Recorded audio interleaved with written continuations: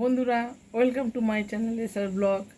তোমাদের সামনে আর একটা নতুন রেসিপি নিয়ে চলে এসেছি। আজ আমি তোমাদের বানিয়ে দেখাবো স্টিম এগ কারি। তাহলে চলো বন্ধুরা, কী কী উপকরণ লাগছে তোমাদের ঝটঝট দেখিয়ে দিই।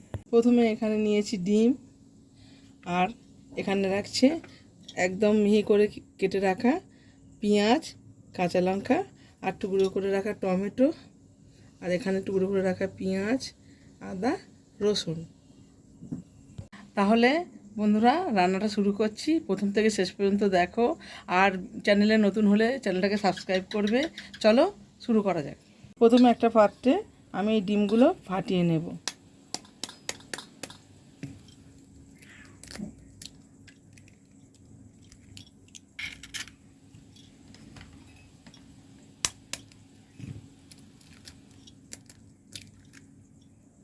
আমার এখানে সব ডিম ফাটানো হয়ে গেছে।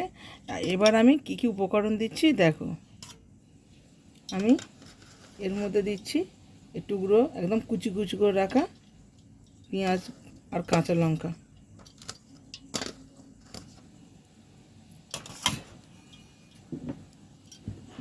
এইবারে কিছুটা নুন দেব, সামান্য অল্প করে একটু নুন দিলাম, আর একটু কালারের জন্য একটু হলুদ দেব। এটাকে আমি ভালো করে ফাটিয়ে নেব।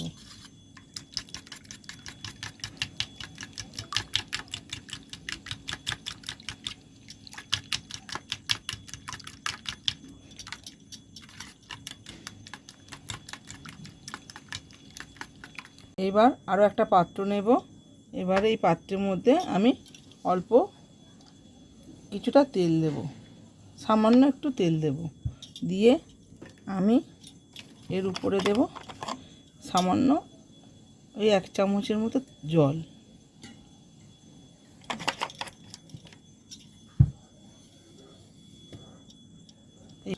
এবার এই পাত্রে আমি এই ফ্যাটানো ডিমটা ঢেলে দেব।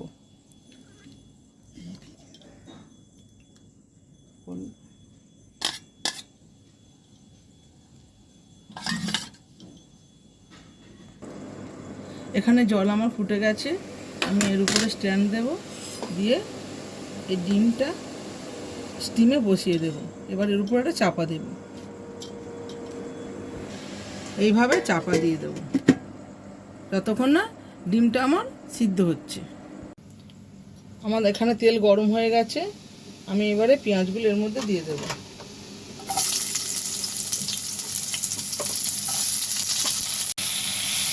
আমার এটা ভাজা হয়ে গেছে, আমি মিক্সিতে তুলে নেব।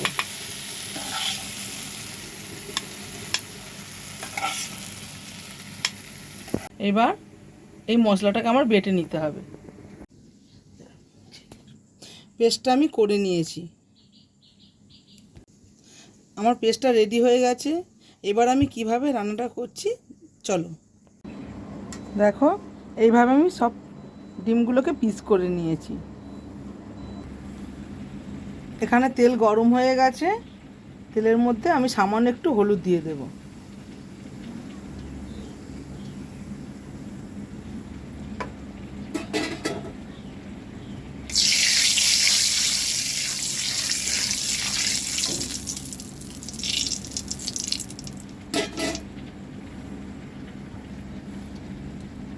এইবারে এর মধ্যে একে একে ডিমগুলো দিয়ে ভেজে নেব।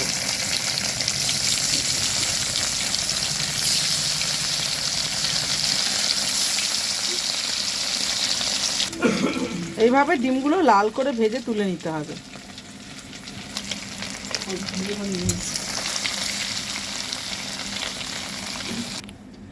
এই তেলের মধ্যে আমি 1 চামচ ঘি দিয়ে দেব।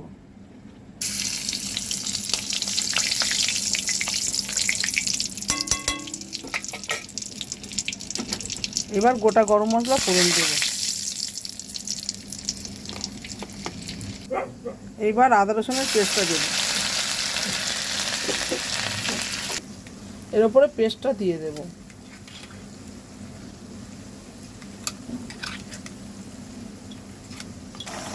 পেস্টটা দিয়ে এইভাবে কিছুক্ষণ কষাতে হবে।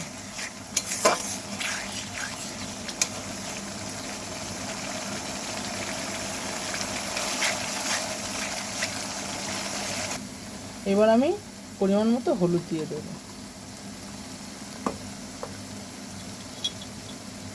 আর দেবো পরিমাণ মতো লঙ্কা গুঁড়ো,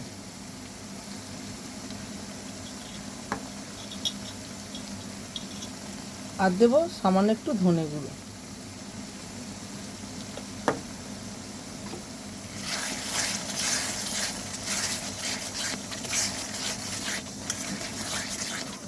দিয়ে ভালো করে কষাতে হবে। এইবারে দেব একটু নুন, পরিমাণ মতো নুন।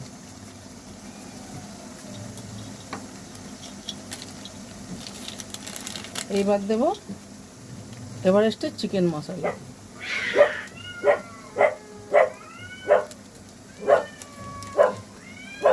এইবারে অল্প একটু জল দিয়ে ভালো করে কষাতে হবে।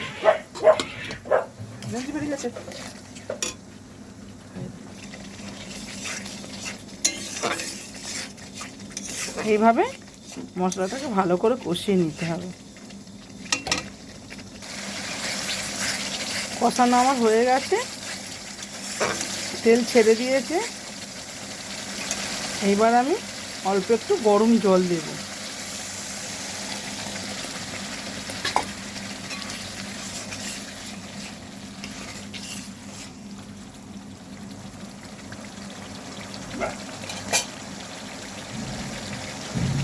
এবার গ্রেভির মধ্যে আমি ডিমগুলো দিয়ে দেব।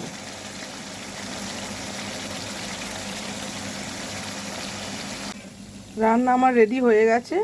এইবার উপর থেকে আমি কাসুরি মেথি 2 হাতে ক্রাশ করে ছড়িয়ে দেব।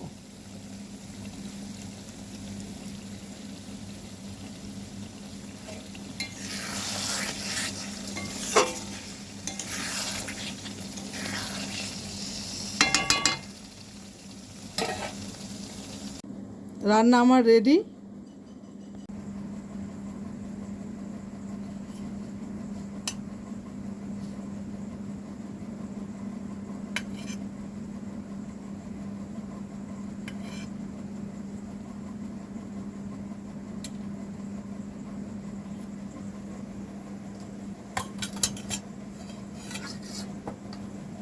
এবার আমি খাবো, টেস্ট করে বলবো বন্ধুরা কেমন হয়েছে।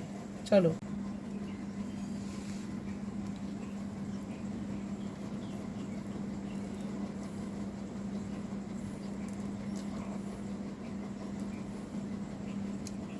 বন্ধুরা, রেসিপিটা এত সুন্দর হয়েছে, তোমরা এইভাবে একবার বাড়িতে ট্রাই করবে। আর মটন চিকেন সব ভুলে যাও, এইভাবে একবার ডিম বানিয়ে দেখো কেমন লাগে, জানাবে কমেন্টে। আর ভিডিওটা যদি ভালো লেগে থাকে লাইক করবে। তাহলে ভিডিওটা এই পর্যন্ত রাখছি। Tata, by.